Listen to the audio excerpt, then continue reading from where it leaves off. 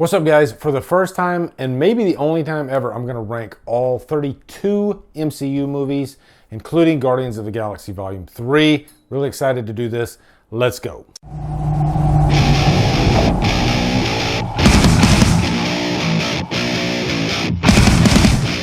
What's up, guys? Super exciting day. I'm finally going to be ranking all 32 MCU movies, and I can't believe I've never done this before. I had to think back, and I guess I've never done it before. It's like with every movie that comes along, it's a bigger and bigger undertaking, and I think I just let it go on for too long. I love superhero movies, and I even have some of my figures on display. The Green Hulk back there, that was made with a 3D printer from a good buddy of mine, Matt Register, who's a massive comic book fan. His favorite comic book character is Lobo, I think.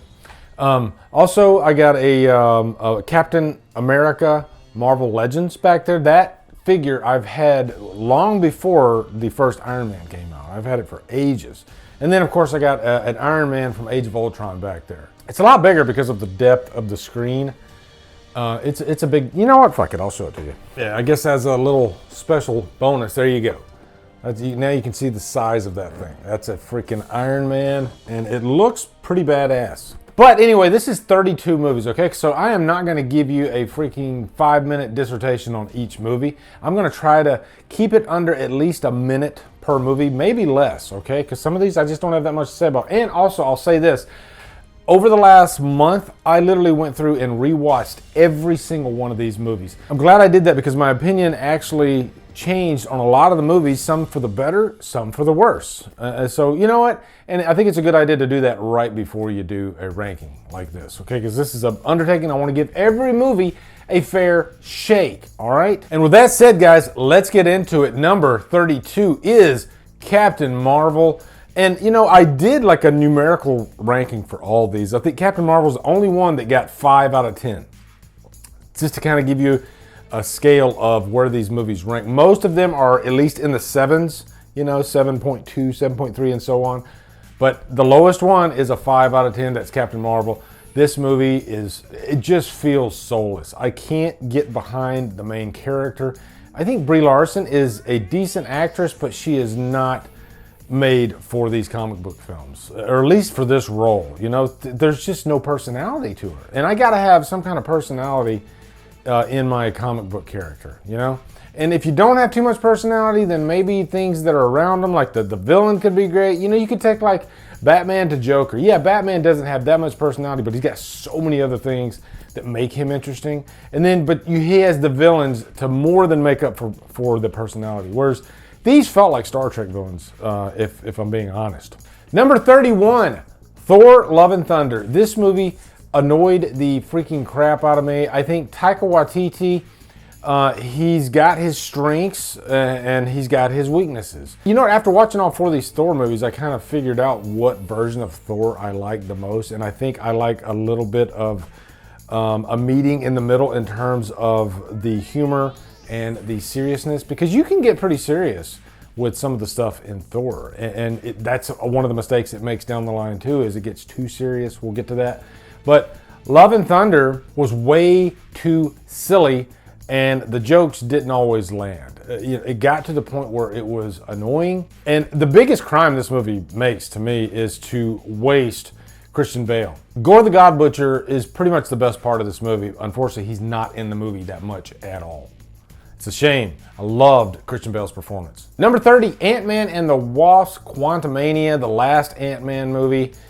This is phase 4. This is definitely the weakest phase of the MCU.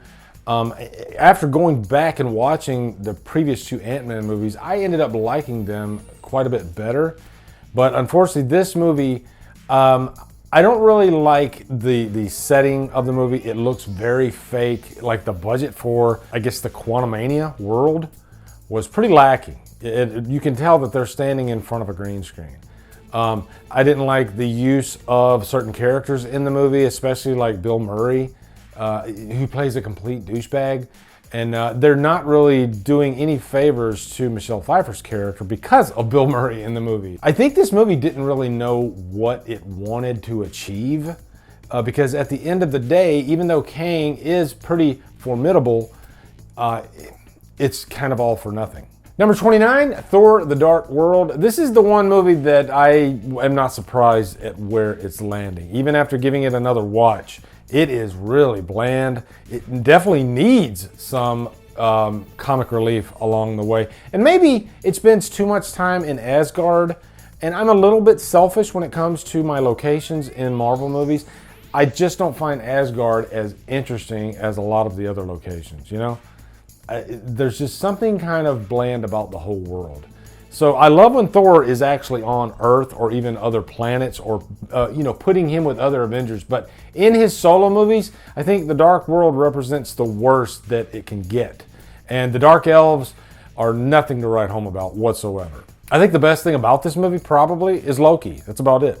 Number 28, Wakanda Forever. And I am so glad I gave this movie another watch, because I saw this in the theater and it was an emotional watch. I'll definitely give it that. And this is one of those movies that is frustrating for me, because there is greatness in this movie, especially in terms of the emotion and even the score. And I'll even say, when Shuri takes up the mantle, that particular moment in the movie, which takes way too long to get to, like I think it feels like 2 hours by the time you get to it. That's the best part of the movie, especially when she drops from that ship down and the music that plays. Chill bumps for sure, but everything else around that scene, I was just really wishing for T'Challa, if I'm being flat out honest with you. Nothing against having a female Black Panther, being upfront with you guys, but I think Chadwick Boseman left such a massive mark on that character, and for him to pass away, it was just brutal. And I think you'll see by where my placement of the Black Panther is, that it wasn't like a gender thing for me. He was just so strong in that role. And it's beautiful the way the transition is handled. I'll give it that. But at the end of the day, this movie was way too long. Just so many moving parts. And my God, did I freaking hate Ironheart. The suit was horrible. The character was actually pretty damn annoying, because she didn't feel like she earned anything. She was, she shows up and she's like a freaking genius. And there's no like backstory on her about how she became that. And this, again, I don't like the character at all. She really weighted the movie down for me. Angela Bassett, gotta give her props. Does an amazing job in the movie, but she cannot save it. Number 27, Spider-Man Homecoming. I've always been super frustrated with the MCU Spider-Man movies, but I am glad that I gave them another shot. And I have watched these movies, I'd say at least 4 times. My opinion, hasn't changed too much, but there is one little exception that I'll get into with one of the other movies. But this particular movie right here, it's always been the same. I don't like Peter Parker's friends in this movie, which is funny because they're better in the movies to follow, and they're even great in No Way Home. Ned is so annoying in this movie. Everything is awesome. And I get that maybe that character could exist and he could say awesome to everything that's going on around him. Yeah, if your friend ends up being Spider-Man, you're gonna think that's awesome. But this is a script. This is a movie. Give me some variety with this character. I don't need him saying everything's awesome every second of the movie. And also, this is Spider-Man, and he's not really flying too much through New York and the city and all that. And I know that's kind of a superficial gripe. But Spider-Man is a visually intoxicating character. And to me, in this movie, I think it was leaning a little bit too much on Iron Man. And I'll even say, Spider-Man in Civil War before this movie stole the show, was freaking fantastic, but they could not duplicate that effect in this movie, in Spider-Man's own movie. Number 26, the first Thor. I think this movie, pacing-wise, is perfect. And I think the stuff that is on Asgard in this movie is the best that we get on Asgard. I love the frost giants. I love how they display how strong Thor is. But this movie has the perfect balance, too, of comedy, I think, and seriousness. When Odin casts Thor out, takes away his power, that's great stuff, actually. Thor suffers in this movie, and he has to earn his respect back. He's not fit to be a king. And I like that aspect of this movie. This movie felt more small scale. And I think the last act of the movie, the big showdown, was kind of stupid and unneeded. And so that's why it's kind of lower down the ranking. Number 25 is Eternals, and Eternals is one of the most forgettable movies, but it's funny, when you're watching the movie, you're doing everything I think you're supposed to be doing in a fun comic book movie. You're laughing at the right moments. There's some great action in the movie, but it all just feels pretty generic. I do think Barry Keoghan steals the show in every scene that he's in, though. He's just such a strong actor. And I will admit, I kind of dug the final showdown. You know, these are very powerful characters, probably the most powerful in the MCU, if I'm being honest. So it was cool to watch them kind of feed off of each other because they're all so different. But again, it's just hard to peel that generic layer off of them. Number 24 is Ant-Man and the Wasp, and this is the last movie that's in the 6 out of 10 range, and this one being 6.9 out of 10. You get my drift? This is just a fun, laid-back chill of a movie. I have a really good time with both the Ant-Man movies. This one's the lesser of the two. I don't know why I said both because there's 3 of them, but the third one is just, I kind of hate the movie. So this movie feels more like what I want out of an Ant-Man movie. I figured that out after going back and watching all these. And really the big thing, you know, if I have to speak for both of the, you know, the first 2 Ant-Man movies, is just they're so fun and character driven. And when you want, you know, a light MCU movie, then these movies give you that. This one ups the stakes a little bit. We get to see Giant Man, which is cool. But it never takes itself too seriously. And again, Ant-Man is one of those cases where when he shows up in other movies, he somehow steals the show. He's really a fun character, and he presents this comic relief in even the more serious Avengers movies and Civil War when they're needed. And of course, this is where Evangeline Lilly, she becomes the Wasp, and that's just another added ingredient to it. I'd say that opening scene where she has that fight in the restaurant is really cool too.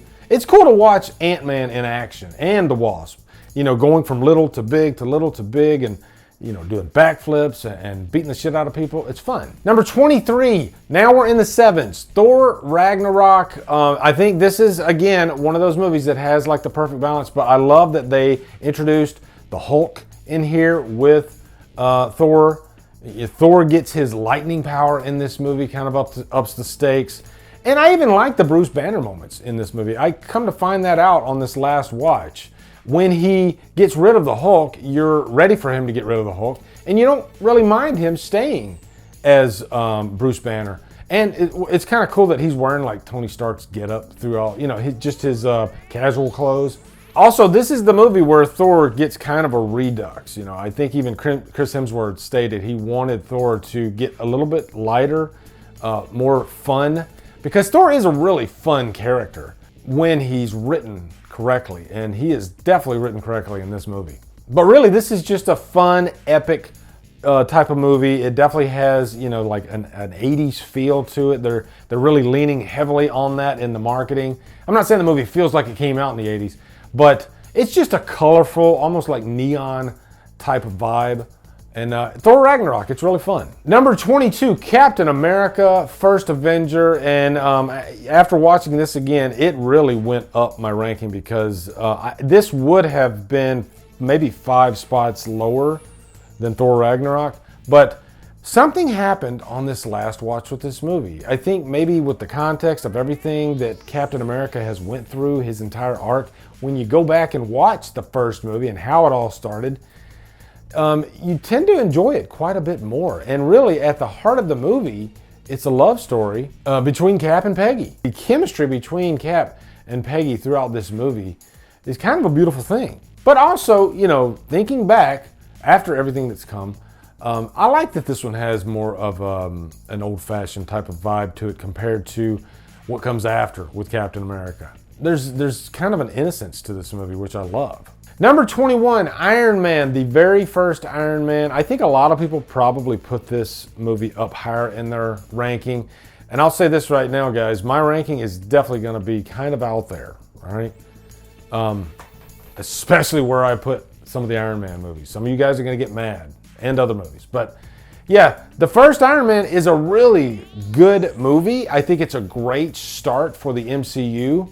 And I remember seeing this movie in the theater and everybody just having a blast and loving it. But that freaking scene at the end of the credits when Nick Fury comes in there and says, I want to talk about the Avengers Initiative, everybody exploded. Robert Downey Jr. is the perfect casting. And like, I think out of all the characters, even, you know, the probably hundreds of characters that we know now, Robert Downey Jr. is still the best in terms of his relationship to his character. Whoever replaces Robert Downey Jr. as Iron Man, oh my God, I would not want to be that guy. It's a lot to live up to.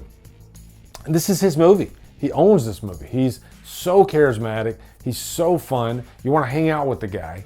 I think my biggest thing with the movie is Ironmonger is, I guess, my biggest issue with the movie. He's not a really great villain, but that's okay because this is Iron Man's movie. Number 20, Black Widow. And, you know, it's a shame that they released this movie after what happened in Endgame.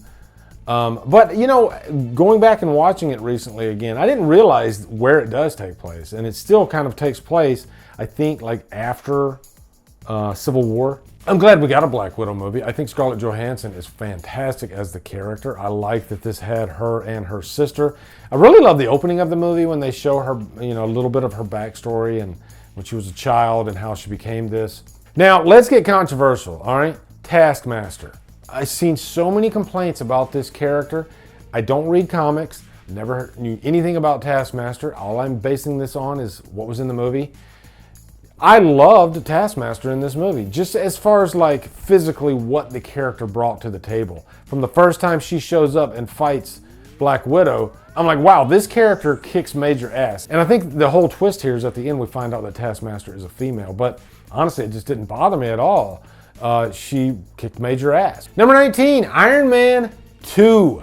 I think Iron Man 2 is highly underrated, if I'm being honest. It gets a bad rap. It's not perfect, of course, and I think it's a little bit more Tony Stark than it is Iron Man. It takes a while for him to, you know, but aside from the opening of the movie, but it takes a while for him to, you know, get the suit going again. But I like the build up to that. I really dug Whiplash, Mickey Rourke. You know, I think in terms of a sequel to the first Iron Man, this movie did everything that you would want. I think the suits are better. I think it's a shinier looking movie.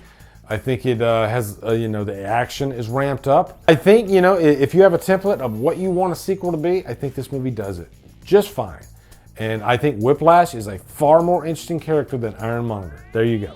And one thing this movie did make me realize too is that I don't mind Don Cheadle as Rhodey. I think he was perfect casting to replace Terrence Howard from the first movie. It's a shame what happened with Terrence Howard. I wasn't behind the scenes. I don't know what those negotiations were like, but you know, good for Don Cheadle, and I think Don Cheadle nails it. He's so charismatic. Number 18, Doctor Strange, the very first movie, and I'll say this up front too, as far as like the solo movies outside of the Avengers, I think this is my wife's favorite movie of the bunch. She really just loved this movie, and I think I was just really enjoying how much she was loving the movie. And there's a lot of interesting things about Doctor Strange. It's more cerebral, I think, than the rest of the movies. Just how he gets his power and everything, and really it's all about the mind. And you know, this deals with like, you know, positive affirmations and meditation and chakras. And what if you throw all that stuff into like a superhero movie? It's all there, but it's just a really interesting world to dive into. And man, is it beautiful too. Yeah, you could say that this looked like it borrowed a little bit from Inception, but so what? The action scenes when the cities are like kind of, you know, folding in on themselves, just beautiful stuff. And I really liked Stephen Strange's journey, you know, how he was in this horrible car accident and, you know, just pretty much destroys his hands. And through, you know, the power of the mind, he's able to heal himself. And Doctor Strange is like one of the most powerful characters in the MCU. And he doesn't really, you know, he wasn't like struck by lightning or anything like that. It's all about the power of the mind and what it can do if you unlock it. Number 17 is the first Ant-Man. A footnote about this movie is that it would have been quite a ways down from where I have it now, so I'm glad I watched it again. Pretty much, I don't want to repeat myself when I was talking about Ant-Man and the Wasp, but kind of the same reasons. This is just a really fun laid back, comedic type of MCU film. Paul Rudd is one of the most charismatic actors, working today, and I think he's perfect as Ant-Man. And I gotta say, I think this movie has the best scenes in terms of, watching Ant-Man do his thing. There's a lot of scenes in this movie, especially like at the end when he's on like the train track, the scene in the bathtub. That's just really fun stuff. And it kind of made me think about The Incredible Shrinking Woman. When I was a kid, there was this movie called The Incredible Shrinking Woman with Lily Tomlin. And it kind of played with those ideas, but she was just kind of gradually getting smaller and smaller. So gradual that she didn't even notice it, which is a fun thing to play with. But this movie is just so unique, and how, I guess, powerful Ant-Man really is. And Scott Lang being this criminal, and he just kind of stumbles up into this world, and he ends up being, eventually one of the Avengers. Really cool stuff. Number 16, Shang-Chi. I really enjoyed the martial arts aspect of this movie. And I think, if anything, what the MCU does so well is give you variety. And this is just another instance of that. If you want your nice, just straight up comedy type movie, that you got the Ant-Man. If you want your, martial arts, almost like, I guess, like Jackie Chan type stuff, then you watch Shang-Chi. And I gotta say, Awkwafina as Katie is so freaking fun. She's one of my favorite characters, I think, in the MCU, side characters. And, her chemistry with Shang-Chi, Simu Liu, is irresistible. I think this is one of those cases where you have a male and female friendship that is just undeniable. And you really kind of, you love their friendship. And, this one explores the themes of a father and his son and the power struggle. But also just, when you think of stuff like Crouching Tiger, Hidden Dragon, and the beauty of martial arts and when you put all that on film, it's really dazzling stuff. Number 15 is the first Avengers, and man, boy, when this movie first came out, it was, I think it was the first movie to cross $200 million on an opening weekend. This was the culmination of, I think, only, 3 or 4 movies before it, and it was big, it was so freaking fun. And it was, I gotta admit, as the Hulk fanboy here, it was cool to watch the Hulk mix it up with these other Avengers. That freaking final act in this movie is one of the best final acts out of the entire MCU. It is just chock full of great freaking action. But also I like how it kind of split things up, and then you had like fights between like Iron Man and Captain America, Thor, that fight in the woods. I think it was smart of them to have Loki as the main villain. They didn't go too big, but big enough. And, you have that sibling struggle between Thor and Loki. So, yeah, just the dynamics of this movie, I think, were fantastic. Number 14, Guardians of the Galaxy Volume 2. This is the biggest jump for me of this entire franchise. I literally had this movie in like the bottom 3 forever, until I finally watched it again. This was the third watch I had seen it. I watched it again. It was before I saw Volume 3. I think watching all these movies in order, it gave me a new perspective on what Guardians of the Galaxy is all about. And I think the first movie can be a little deceptive because it is more of an action movie, more akin to some of the other MCU movies. But these characters, you don't have to have them in a straight up action movie. And that's what Volume 2 is. It's more laid back. It's really just getting to know the quirks of these characters. And man, it is just so fun. And I'm laughing my ass off through a lot of these scenes. Just to give you an example, like the scene where Rocket, he's got his little mines or whatever like that. And every time he hits it, all these baddies, they end up flying up in the air over and over and over again. Stuff like that, just so freaking fun. And of course, like the taser face, I love the taser face. This is pure James Gunn. And one thing to note for Guardians Volume 2 is it is probably the most beautiful looking movie of the entire thing. Like, I have the 4K, and I'm watching all these movies and they all look great, but there's something about Volume 2, maybe everything being in space and everything, but man, it is just a gorgeous looking movie. Number 13, the first Black Panther. This should show you the power of Chadwick Boseman as T'Challa. man, it breaks my heart that the guy passed away. Not just because of the movie itself. I mean, he seemed like a really great guy as well. But man, he really just gave it his all as this character. He's just so commanding. And I'd say out of most of the MCU movies, this has probably the best villain in Killmonger as well. Because there's a family aspect there. And so when you watch two characters that it's hard to say they have this love for each other, even though they haven't been with each other for their whole lives. But Killmonger, this is a character that has had to live this life of crime, because he should be living in Wakanda. But unfortunately, his life went a different path, and it led him to becoming Killmonger. And Michael B. Jordan, I think, is fantastic as the character. But in terms of world building, too, I think Wakanda itself is it's another great location in this MCU world. And the first Black Panther really showcases it.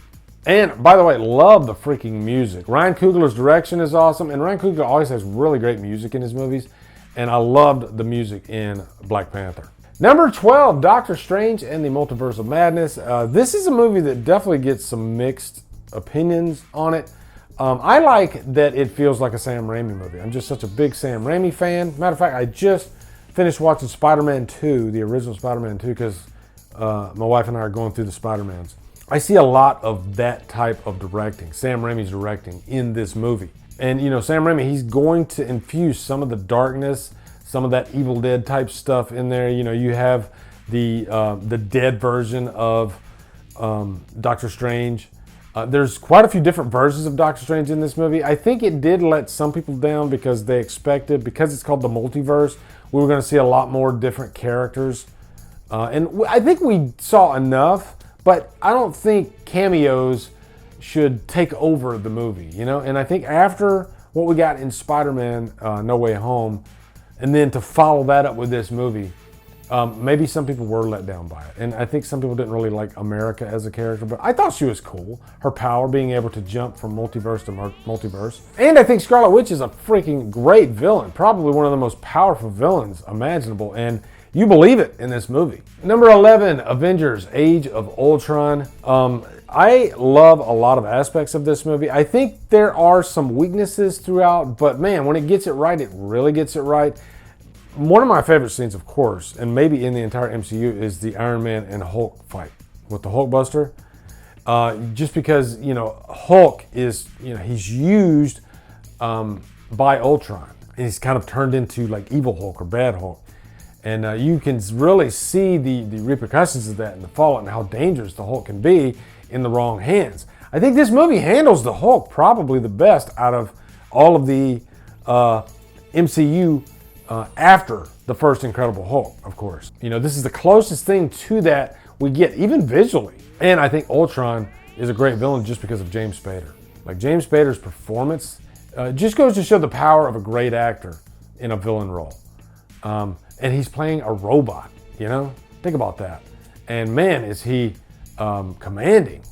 And he's fun. I do think dialogue-wise, this can get a little cringy in certain moments, just because it's got that Joss Whedon dialogue that we got in the first Avengers. He likes a certain cadence with his dialogue, and it can come off as a little pretentious, like he thinks he's wittier than he really is. I don't know. But the action is fantastic, and Ultron is amazing. Okay, top 10. Number 10 is Spider-Man Far From Home. And, I'll cut right to the chase. The one thing I love about this movie is the final act. Jesus, that final act is just a visual masterpiece. Watching Spider-Man going through all these drones and whatnot, but also kind of going in and out of reality because of Mysterio. And man, directing-wise, just really jaw-dropping stuff. I think this movie is miles and miles better than Homecoming. I think the characters, Peter's friends are more fleshed out. I ended up really liking them in this movie. I think Ned was quite hilarious, how he gets on the plane and then he ends up in a relationship. And by the end of the movie, they've broken up. That's some funny stuff. All the comedy lands perfect. All the action lands.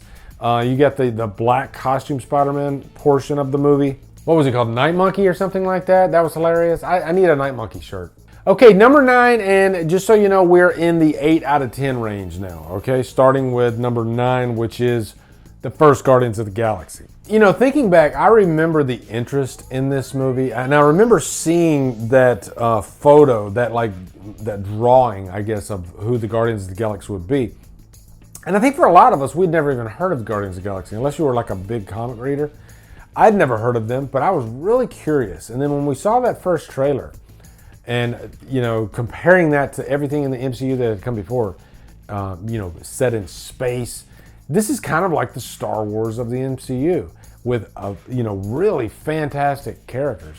Ironically, the characters in Guardians are much better than the current characters in Star Wars. Who'd have thunk it? Man, just the chemistry between all the Guardians, and this is the movie on how they all ended up together. The big thing I really love about this movie, of course, besides the amazing chemistry between the characters, is Ronan. I loved Ronan as a villain, played by Lee Pace. Of course, visually, I mean, he is a striking looking character. But also just Lee Pace's performance, the voice is so commanding. And, you know, his power is on display. I mean, he's even like threatening Thanos. But damn, is the first Guardians movie fun, and it's just filled with action. I think the James Gunn of it is there, but it's kind of honed in a little bit. It's kind of pulled back a little bit, whereas in the later movies, it full on goes James Gunn. But I'd even say it's one of the movies in the MCU that I probably watched the most. Which leads me to number 8, Guardians of the Galaxy Volume 3. Wow, this movie, you know, if you compare it to the first Guardians, tone-wise, completely different. But man, do I love this freaking movie. The more I think about it, I've seen it twice now. Love the opening where they're playing Creep by Radiohead. The music in this movie all the way through, and some might say it's a little bit too much music, but hey, that's kind of what the Guardians is about, so why are you complaining about that? As long as it's properly paced. And I really love how, you know, Guardians movies, like the first one has music from like the 60s and 70s. This one goes all the way up to like the 2000s. And as far as like wrapping up a trilogy of movies, and feeling a sense of closure, this movie really does it. But it's also a tough watch. It's very emotional. It's Rocket's story. And there's some heavy stuff in this movie, I'm not gonna lie. The High Evolutionary is probably the most evil villain in the entire MCU, even more evil than Thanos, you know? Thanos had a purpose for what he was doing, but man, this guy, there wasn't a likable bone in his body. And he's ruthless. And I think we needed that, you know, because we've had so many different, I guess, sympathetic types of villains throughout, but man, not this guy at all. And then to counterbalance the heavy of the movie, there's still some really fun, like gut-laughing moments throughout. I know comedy's subjective, but I was loving the comedy in this movie. Nebula and Gamora steal the freaking show. I mean, really all the characters are great in this movie, but I think my 2 favorite were Nebula and Gamora. Number 7, Iron Man 3, get ready to get pissed off. I know a lot of people hate this movie. I absolutely adore it. It stands out so far from the rest of the pack in terms of just the story itself, the tone of the movie. It's definitely a Shane Black movie through and through. And I think sometimes Shane Black movies take you a couple watches to really appreciate them for what they are. And I'll even say up front, the thing that pissed people off so much about this movie was, you know, Trevor. You know, he's not the Mandarin, right? And it pissed me off when I first saw this movie. But now that the cat's out of the bag and I watched the movie knowing who the Mandarin is, and the fact that I really love Trevor as a character, I mean, he's really funny and stupid.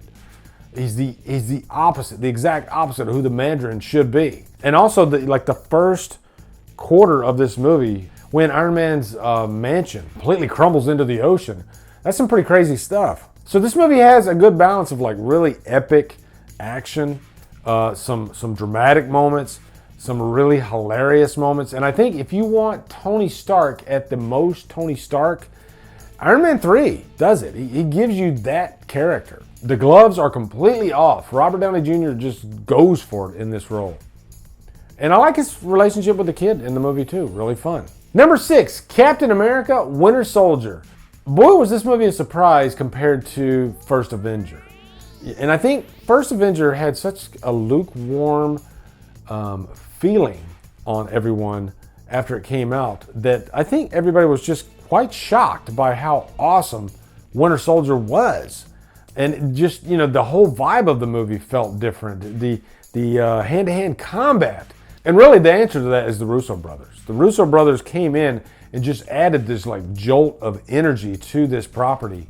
And also just, you know, put in a really great story there with this mystery of the Winter Soldier. And I remember when you first watched this movie, not knowing who the Winter Soldier is, that just added another aspect because he's a really great, freaking awesome character. And he's dangerous as hell. He's pretty much like this assassin. Not knowing who he is until like the last act of the movie, that's just part of the fun. But this is a movie that it never lets up. It almost feels like a spy type of film. And I guess the fun thing about these movies, not just Winter Soldier, but all the MCUs, you don't have to watch them in order. And really with this movie, you don't even have to watch the first Captain America. You can just throw in this movie at any old time, and it's just a fun, high-octane action movie. Number 5, The Incredible Hulk. Full disclosure, I am a Hulk fanatic. I am a Hulk fanboy. I grew up watching the Bill Bixby TV show. He's a big part of my life. I love the character so much. I love that whole thing with dealing with anger and rage and trying to control it. And if you don't control it, then the worst possible thing imaginable is going to happen. You're going to turn into one of the most powerful beings, you know, on the planet.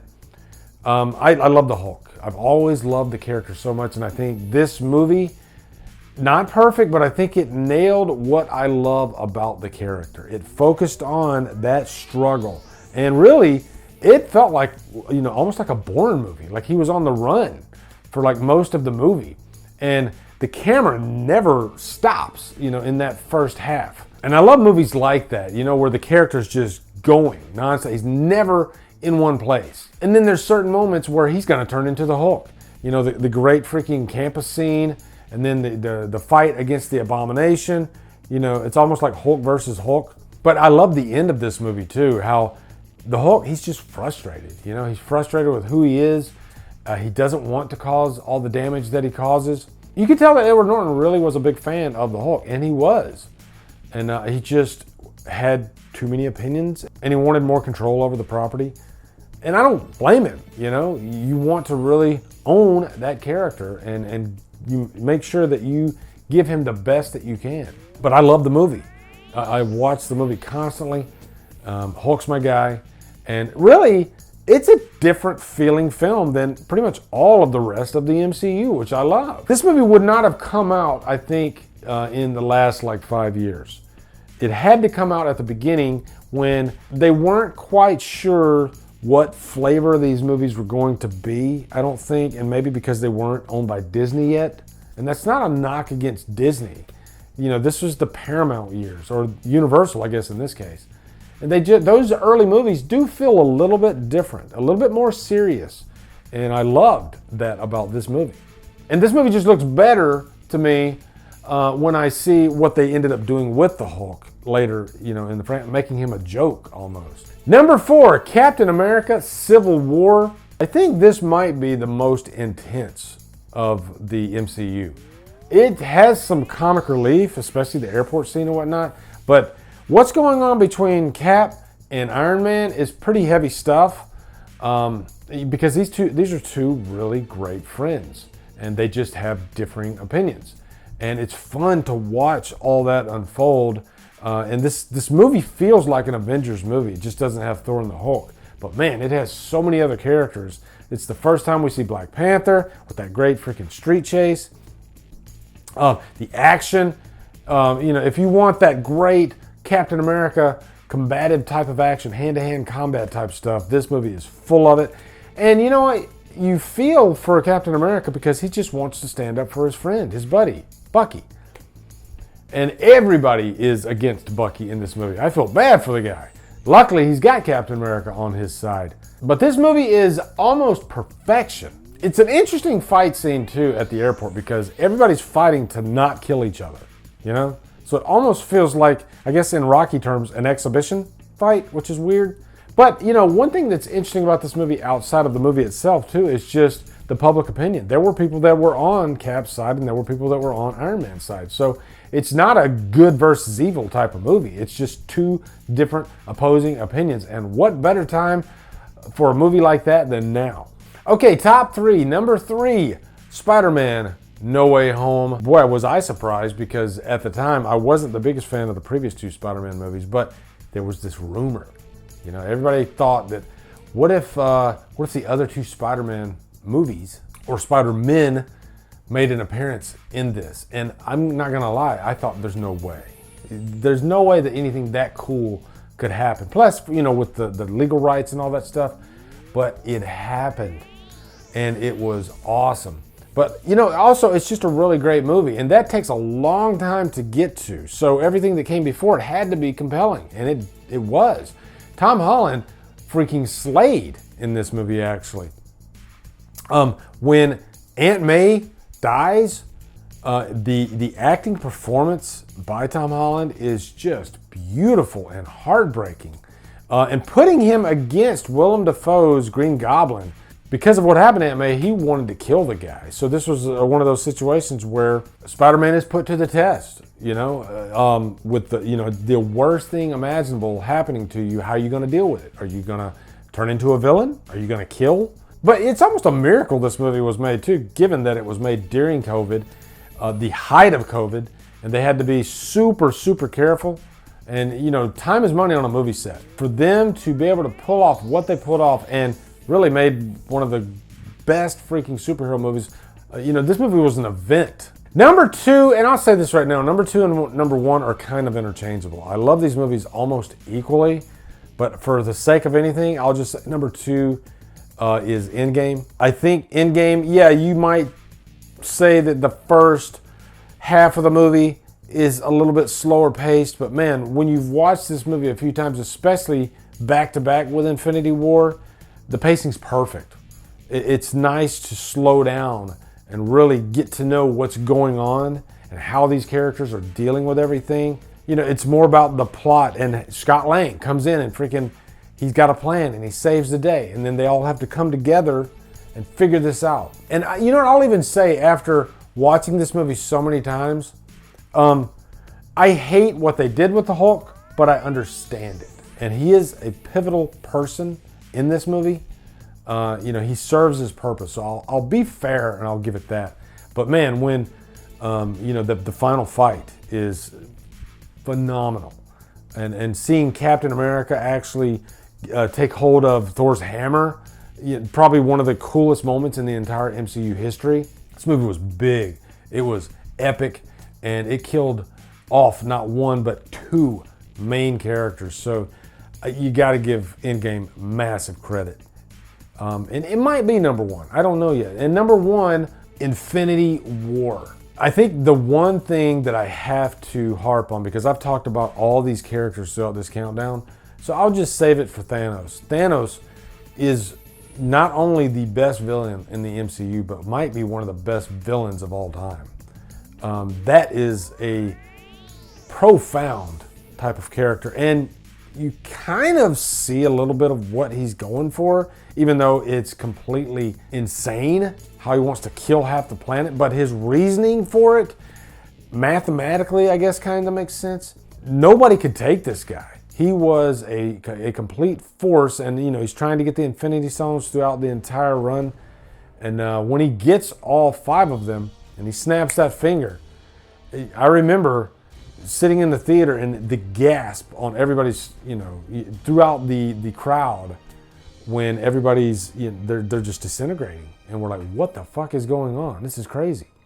And even though you know that they're not really dead because there's going to be another movie, it still hits you pretty hard to watch it unfold, you know, because you didn't know that that's what was going to happen. But yeah, you know, I'm just giving it to Thanos. Infinity War is perfection. I gave this movie a unicorn, and it was the only new release I've ever given a unicorn. Like, boom, right off the bat. First review, unicorn. It was that freaking good. Oh my God, we did it. That's it. 32 MCU movies ranked. I will never do this again. Oh my God, this was insane. But we got through it. Guys, post your rankings down below. I'm looking forward to seeing all of them. Also, be sure to come over to Killer Flicks, where we talk horror all day and every day. And on Fridays, we do Free for Fridays. Follow me at Drumdums on my socials. Support me on Patreon, buy me a coffee. And you guys, thank you so much for watching. Have a great day. And my voice is freaking gone.